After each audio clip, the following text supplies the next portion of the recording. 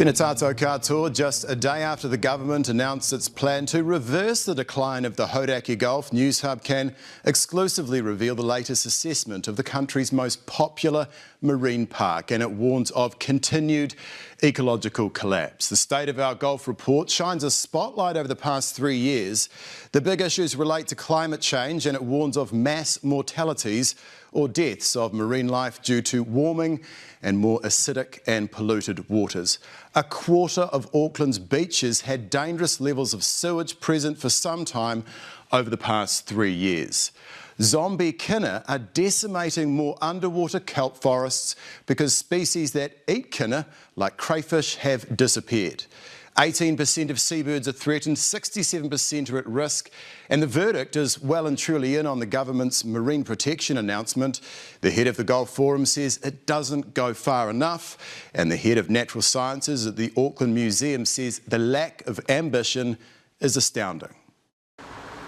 Dawn breaks across the Hauraki Gulf, a playground for millions, but a paradise under incredible pressure, according to Gulf Forum head Alex Rogers. The Gulf's really hurting. It's an ecosystem and, a bit of freefall in many areas at the moment. One area highlighted in this report is the burden of urban sprawl and the pollutants that come with it.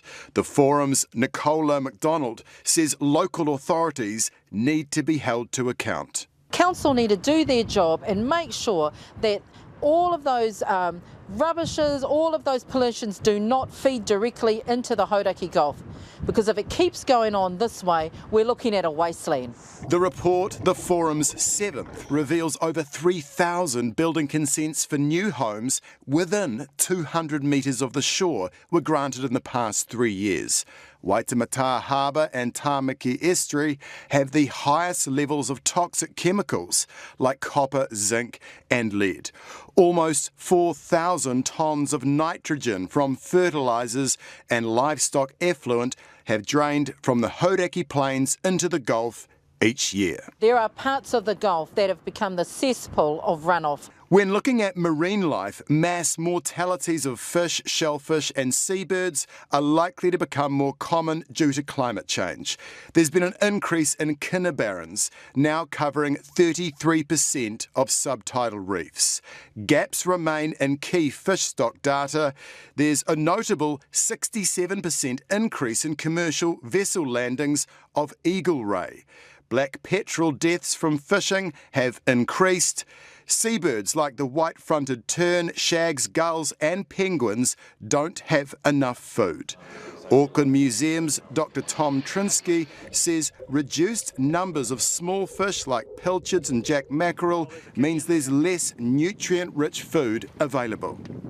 So it's a bit like being on a starvation diet for a long period of time. You can survive on that for a while, but eventually when you need that resource, whether it's to breed or to lay eggs, you don't have enough energy to actually produce enough eggs or to look after your chicks even. Yesterday the government announced an expansion of the Gulf's marine protected areas.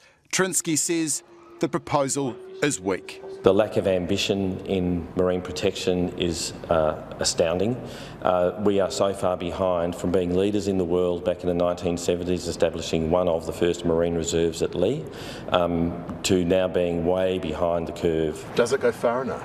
It's not quite there. We know science says that we need around 30% of the Gulf to be protected, and we do that on land, Michael. We protect about 30% of our whenua in national parks around the country. That's what we need in the Gulf. Despite ongoing challenges, the report notes for the first time we're on the cusp of delivering change, largely due to iwi and communities taking matters into their own hands. For example, iwi putting rāhui on scallop beds and mussel restoration projects. It is about the will of New Zealanders to say enough is enough and let's start looking after this national treasure. Because she says the risk of inaction is far too great. Now, the government said yesterday it was introducing 19 new marine protection areas, meaning 18% of the Gulf is protected. But Alex Rogers says that's misleading because they included seafloor protection areas in that equation. Those areas are closed to trawling and dredging, but recreational fishers can still anchor and fish there. It's worth noting the International Union for the Conservation of Nature says if marine areas involve extraction, they are not marine protected areas. Rogers also says including existing cable zones in the equation is disingenuous, as these are there to protect internet cables, not beautiful, abundant rocky reefs.